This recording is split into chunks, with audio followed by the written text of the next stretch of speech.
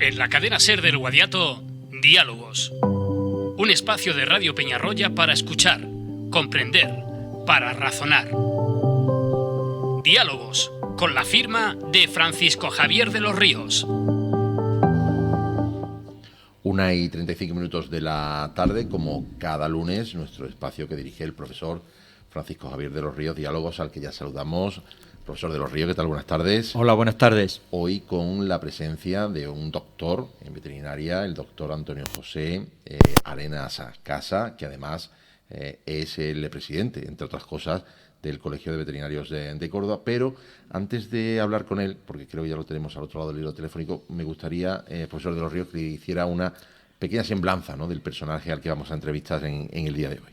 Sí, como bien has comentado, el doctor Arenas Casa es licenciado en veterinaria por la UCO, se doctoró también por veterinaria en la propia Universidad de Córdoba, con una tesis sobre estudio epidemiológico de influenciavirus aviares en la región andaluza, con la máxima calificación. Posteriormente tuvo estancias en universidades extranjeras y españolas, en el laboratorio de ortomisovirus aviares y paramisovirus de Newham Weybray. También estuvo en el Departamento de Enfermedades Infecciosas en la Facultad de Medicina Veterinaria de Edimburgo. También estuvo en el Departamento de Patología Animal de la Facultad de Veterinaria de Cáceres. Es catedrático del área de Sanidad Animal de la Universidad de Córdoba. Pertenece a un sinfín de asociaciones vinculadas con la veterinaria, como has comentado, que no quiero hacerme muy pesado extendiendo ella, pero sí digo algunas: Colegio Europeo de Veterinarias Públicas, Sociedad Española de Epidemiología, vicepresidente de la Asociación de Epidemiología y Medicina Preventiva, vicepresidente de la Unión Profesional Sanitaria de Córdoba. Para ir finalizando a los que pertenece, es miembro de la Real Academia de Ciencia Veterinaria de España. El discurso que dictó cuando entró en la academia versaba sobre dos conceptos: la sanidad animal y la seguridad alimentaria, como las dos caras de la salud pública veterinaria, y con una ponencia sobre la vacunación antirrábica, una historia inacabada. También es, y ya acabo con presidente de la Unión Profesional de Córdoba. La Unión Profesional de Córdoba es la que reúne todos los colegios profesionales. En su investigación, que es lo que me quiero centrar un poco más, son las enfermedades infecciosas, con la línea de investigación de ecopatología, epidemiología y la lucha frente a enfermedades infecciosas en diferentes especies animales, tanto domésticas como silvestres, incluidas la zoonosis. Bueno, pues vamos a saludar al profesor Arenas Casa. Profesor Arenas Casa, ¿qué tal? Buenas tardes. Hola, buenas tardes. ¿Cómo va la vida por ahí, por esos parajes tan bonitos del norte de la provincia? ¿Va bien? Lo primero, agradecerle la presencia en directo en los micrófonos de la cadena SER del Guadiato. Un extenso currículum donde, hemos visto que muy apegado a lo que son enfermedades infecciosas. Me imagino que también en las últimas fechas, sobre todo en los 2 últimos años, con el tema del tan llevado coronavirus, también importante la opinión de los veterinarios en este tema, ¿no? Bueno, sí, la verdad es que tenemos un amplio currículum de experiencia en el control de enfermedades infecciosas. Digamos que sí, todo el mundo recordará pues enfermedades como hemos tenido por aquí, como ha sido la lengua azul, como ha sido la influenza o gripe aviar, como han sido pues distintos otros procesos que desde la profesión veterinaria se han ido controlando, pues aplicando una serie de medidas que son generales, los planes de contingencia que se llaman, y son generales y que después se concretan para cada una de esas enfermedades. Aquí, en el caso de la pandemia que nos ocupa, pues podríamos haber tenido efectivamente otras opiniones. El tema es que prácticamente no se han creado comités en los cuales se incluyan al veterinario, excepto, curiosamente, en Andalucía, donde aquí desde el mes de febrero del año 2020 pues se instauró se constituyó ese comité, y efectivamente aquí sí se ha contado con los veterinarios, concretamente pues conmigo, que hemos estado ahí trabajando desde entonces, ¿no? En el año 2020. Profesor de los Ríos. Sí, en primer lugar, buenas tardes, doctor Arenas. Hola, Javier. Y Bien. sí, evidentemente, por aquí que lo dijiste al principio y creo que no se dio cuenta el compañero Juan Luis, por la zona norte de Córdoba se está de escándalo. Muy bien. Es una zona que te invito a que venga a practicar alguno de tus hobbies, que por aquí también hay bastante. Sí. Y iba a comentar también, cuando empezó a hablar del COVID, Juan Luis, te quería comentar lo que has dicho, que eres miembro del Grupo Asesor de Mejora y Modernización de la Seguridad. Perdón, me he perdido. Miembro del comité, lo que se conoce habitualmente como del comité de expertos del del COVID, coronavirus. miembro del Grupo Asesor de comité Seguimiento de Alerta para el nuevo, efectivamente. Eso es. Lo cual es de agradecer, porque pienso, como muchas de las personas vinculadas con la sanidad, que los veterinarios tenéis mucho que aportar. Y bueno, centrándonos ya en las preguntas que quiero poner en la mesa, he hablado de su línea de investigación como una de ellas, la hepatología. ¿Qué es la hepatología? Sí. Bueno, es ecopatología. La ecopatología es aquella ciencia que estudia las enfermedades transmisibles en la fauna, en las especies silvestres, ¿no? Y desde un punto de vista epidemiológico, pues estudia también esas enfermedades como una asociación que existe, o una interacción más bien que existe entre un patógeno, una especie que es susceptible o hospedador, y un medio ambiente, ¿no? Es decir, el tratar la enfermedad como en la enfermedad infecciosa, en este caso, como una cuestión ecológica, ¿no? Como una relación ecológica. Y en este caso también incluye pues a las especies de la fauna, ¿no? Esa es una de las líneas de especialidad que cogimos hace ya muchos años, sí, efectivamente. Entonces, hay una relación muy estrecha entre lo que sería salud animal, salud medioambiental y la propia salud humana. Claro, efectivamente, eso hoy día está muy de moda, con el concepto que salió después de los principios de Manhattan, allá por pues el año 2000, creo que fue 2002, 2003, justamente después de que apareciera la cepa pandémica de influenza aviar, la H5N1 asiática. Y bueno, pues el mundo parece que en ese momento fue como una especie de interruptor, ¿no? En el cual pues el mundo se dio cuenta de que había enfermedades que estaban en los animales y que en un momento dado podían saltar a las personas y generar en ellas una epidemia y un proceso que podía ser incluso pandémico, ¿no? Parece que en ese momento pues la comunidad científica y la sociedad en general pues se percató y se dio cuenta de que eso podía pasar, ¿no?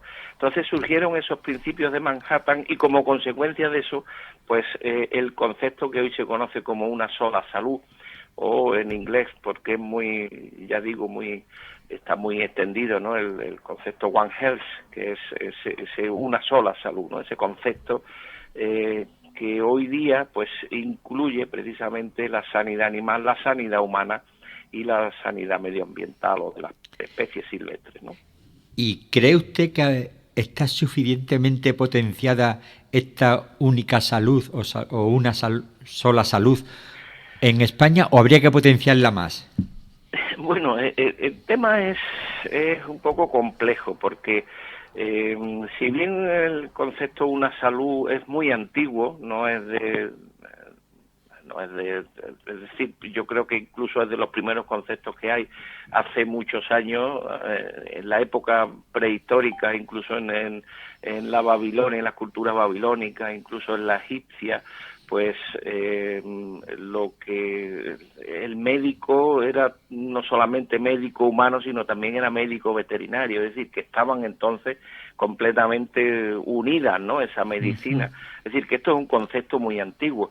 Lo que sí es verdad es que desde un tiempo para acá pues se separaron esas dos grandes líneas, por un lado la salud humana y por otro lado la sanidad animal, que son conceptos, aunque parezcan similares, la salud y la sanidad son conceptos distintos, pues se separaron y ahora mismo están separados. Y ahora lo que están otra vez es de alguna manera confluyendo de nuevo, porque nos hemos dado cuenta que separar una de otra pues tiene más inconvenientes que ventajas. Por eso se está de nuevo volviendo a esa una sola salud. Pero sin embargo, profesor, hay cosas que la gente desconoce, por ejemplo, que en el tema de la seguridad alimentaria, los veterinarios pues tienen un papel primordial y fundamental, y eso sí es salud humana. Claro, sí, eso es prevención de la salud. Efectivamente, la seguridad alimentaria desde hace muchísimos años la llevan los veterinarios por ley, es decir, que es un concepto legal ya, ¿no? Entonces, todo el control de la cadena alimentaria es potestad del veterinario y es el que lo lleva. Hay veterinarios, mucha gente no lo sabe, en efecto, pero hay veterinarios que pues están llevando pues los comedores de los hospitales, los comedores de los, por ejemplo, en el Hospital Reina Sofía, pues existe un veterinario que es el que está encargado de la seguridad alimentaria de lo que se toma en el hospital, ¿no? En muchos colegios, en distintos digamos, los mercados de abasto. Yo creo que eso sí es más conocido, ¿no? Que el veterinario está allí, que es el que hace la inspección de todos los productos que se venden, que la inspección sanitaria de todos esos productos que se venden, etcétera, ¿no? Es decir, el trabajo del veterinario es enormemente complejo y ecléctico, ¿no? Es decir, que toma o tiene interés en muy distintos campos de actuación, desde los animales, desde la sanidad, la cura de los animales, la alimentación de esos animales, la sanidad de esos animales, después la cadena alimentaria, es decir, desde que esos animales van desde el campo hasta la mesa, y todo eso pues se controla, esa es la cadena alimentaria, eso lo controla el veterinario, y después veterinarios que se dedican, como sabemos, pues a la clínica de los animales de compañía, que son nuestros compañeros, digamos, de piso en muchas ocasiones, ¿verdad? Y que efectivamente pues también se encargan de esa salud, ¿no? Sí, vamos a ver, hay una cosa que para mí es evidente, bueno, para mí, para toda la sociedad, es la importancia de la sanidad. También hay otro concepto que es el tema de los impuestos, que yo soy de los que defiendo que tiene que haber impuestos para que haya una buena servicios públicos. Pero a mí me choca, y supongo que a usted más que a mí, es que haya algunos productos que tengan IVA reducido y sin embargo los productos sanitarios no. ¿Eso es lógico? Bueno, realmente los productos sanitarios sí tienen un IVA reducido. Lo que no tiene IVA reducido es la clínica del veterinario de animales de compañía. Es decir, yo tengo un perro, voy al veterinario y el veterinario me tiene que cobrar a mí el IVA del 21%, ¿no? Realmente yo llevo a mi perro al veterinario, pues muy probablemente para un control sanitario, que no tenga ninguna enfermedad que pueda transmitirse a las personas, etcétera, ¿no? Entonces, parece un poco ilógico, en efecto, como bien comentas, que una persona va a comprar un medicamento de uso humano y bueno, pues carece de IVA, mientras que si va a comprar un medicamento, por ejemplo, un antiparasitario para un perro que convive conmigo, pues se le cobre el 21% de IVA como si fuera un artículo de lujo, y lo único que estoy haciendo es comprar un producto que va a prevenir enfermedades en mi salud. Sí. Eso es eso es lo ilógico, en efecto. Sí, lo expresé mal. Me refería al tema veterinario, no al tema de sanidad humana. Sí. De todas maneras, está bien traída la pregunta, Francisco Javier, porque al final, como bien decía el profesor, es que al final un perro, un gato, un animal de compañía que vive contigo en tu casa y que si tú, en fin, no lo tienes como lo tienes que tener, a ti te va a incidir en tu salud como humano. Sí, está claro, sí, Claro. por eso ahora a mí, no sé, digo, ¿por qué no? Es que se me escapa el motivo, pero bueno. Sí, a mí también es una cuestión puramente, Sí. bueno, del Ministerio de Hacienda, no de otro. Sí. ¿Eh? Y otra cosa, voy a volver al tema que ya hemos tocado un poco del COVID-19. Desde Sí. su punto de vista, ¿cómo actuó la Organización Mundial de la Salud en la gestión del COVID-19? Bueno, yo creo que prácticamente todas las entidades, administraciones, asociaciones, etcétera, organismos que han intervenido en la gestión de la COVID han sido siempre muy, me refiero, muy lentos en tomar decisiones de importancia, ¿no? El propio gobierno de España pues tardó mucho tiempo en tomar una serie de decisiones que tenía que haberlas tomado mucho antes. La propia Organización Mundial de la Salud ha tomado muchas decisiones que ha tenido que tomarlas mucho antes. Por ejemplo, simplemente decir, en la declaración de la pandemia, declaró la pandemia de gripe del subtipo H3N2 de la gripe A, el H1N1 de la gripe A del año 2008, pues la declaró con bastante menos de la mitad de los casos que ha tardado en declarar la COVID-19, ¿de acuerdo? Es decir, que parece que ha sido muy pesada la maquinaria administrativa en tomar todas las decisiones. También es verdad que las decisiones han sido decisiones muy en el sentido de que han limitado mucho la libertad de las personas, ¿no? Entonces, el tomar la decisión de coartar o limitar a las personas, todos recordamos ese época que estuvimos encerrados, ¿verdad? Pues yo creo que le ha tenido un poco en duda a la hora de tomar ese tipo de decisión. Por eso ha sido todo mucho más lento. Pero los que conocemos y sabemos cómo funciona una enfermedad, estábamos ya diciendo y decíamos que era necesario tomar decisiones rápidamente, ir por delante de la enfermedad, de la pandemia, porque si vamos por detrás siempre nos coge nos coge la vez, ¿no? Eso sí lo teníamos claro.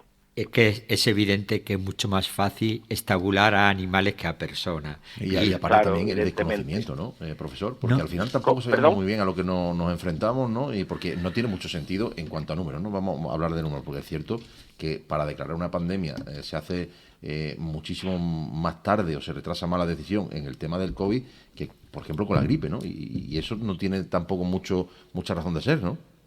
Claro, eso es lo que me estaba refiriendo, que se ha tardado mucho en declarar, por ejemplo, la pandemia. Era uno de los ejemplos, ¿no? Que se me preguntaba sobre la Organización Mundial de la Salud, y efectivamente la Organización Mundial de la Salud ha tardado mucho en reaccionar a declarar una pandemia, ¿no?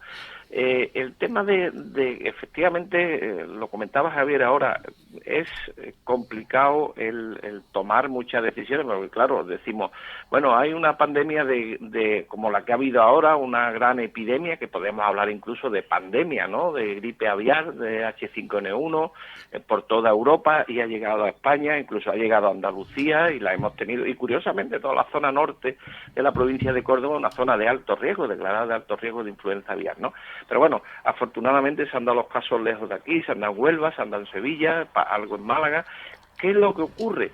Que, bueno, pues en el momento que se detecta un brote, inmediatamente se decreta la inmovilización de la explotación. De allí no entra ni sale nadie, ni ningún ave, etcétera. Se hace el sacrificio obligatorio de esos animales para evitar que la enfermedad se difunda, ¿vale? Se destruye todo el material que hay allí, ¿no? Y me refiero a canales de las aves, de heces, etcétera, ¿no? Todo eso se destruye y ya está. Digamos que eso es fácil de hacer en aves. Claro, eso no lo podemos hacer evidentemente en humanos, ¿no? Entonces tenemos que averiguar otra serie de medidas que sean efectivas, pero que cumplan las mismas funciones, ¿eh? Por ejemplo, una de las que yo decía en su momento, que se hace siempre en sanidad animal, que es la creación de zonas de distinto tipo de impacto, ¿no? Bueno, pues en esas distintas zonas, si se hubieran creado, pues probablemente la economía se hubiera resentido mucho menos de lo que lo hizo, ¿no? Pero bueno, esos son aspectos que Sí. están por ver. Sí, bueno, pero parece ser que todos los indicadores hacen pensar que nos vamos a ver abocados en un futuro no muy lejano a otras pandemias. ¿Cree usted que hemos aprendido la lección para anticiparnos, entre comillas, evidentemente, a ellas y abordarlas con más eficiencia? Bueno, ahí hay que decir una cosa que yo creo que es importante. Pandemias hemos tenido toda la vida de Dios, es decir, hay constancia escrita de pandemias de distinto tipo, de peste, por ejemplo, recordamos la peste negra, de otros tipos de procesos, pero incluso de la misma gripe o influenza, pues se han tenido, se tienen noticias de varias pandemias por cada siglo, ¿no? En este caso en concreto, en el siglo XX hubo 3 pandemias de gripe. En esta ya llevamos una de gripe y otra de coronavirus, ¿no? Es decir, que siempre, desde que tenemos conocimiento, las pandemias están presentes de una manera más o menos continua y constante en la población humana, muchas de ellas con muchas repercusiones demográficas, y también en otras especies, ¿no? Es decir, que las pandemias no solamente afectan a las personas, también afectan a otras especies. Por ejemplo, a primeros del siglo pasado hubo una gran pandemia de peste bovina que prácticamente hizo que mucha gente pasara mucha hambre porque no había prácticamente que comer, ¿no? Es decir, que todo esto es un tema que se conoce. ¿Que va a haber nuevas pandemias? Eso es indudable, eso es indudable. Lo que pasa es que sí es verdad que sabemos cuáles son los agentes patógenos que pueden dar lugar a grandes pandemias. Hay algunos que por sus características, pues bueno, sabemos que tienen un efecto limitado y tienen una capacidad de transmisión muy limitada, mientras que otros, como es el caso de los coronavirus, que ya se sabía, o de los influenzavirus, pues efectivamente en ese caso vamos a saber que vamos a tener más pandemias. Pero lo que sí es cierto que, por ejemplo, esta última nos ha servido de mucha experiencia, así como la de la gripe A del año 2008 no nos sirvió de experiencia para nada, porque no nos sirvió de nada desde un punto de vista de control, de experiencia de control de epidemia. La de este caso del coronavirus, desafortunadamente, pues no ha servido de muchísima experiencia.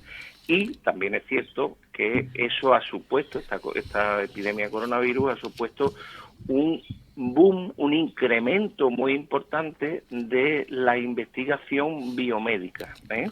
Eso sí lo tenemos que tener en cuenta. Para eso sí nos ha servido mucho. De hecho, se han ensayado nuevas vacunas que prácticamente se habían empleado en animales muy esporádicamente.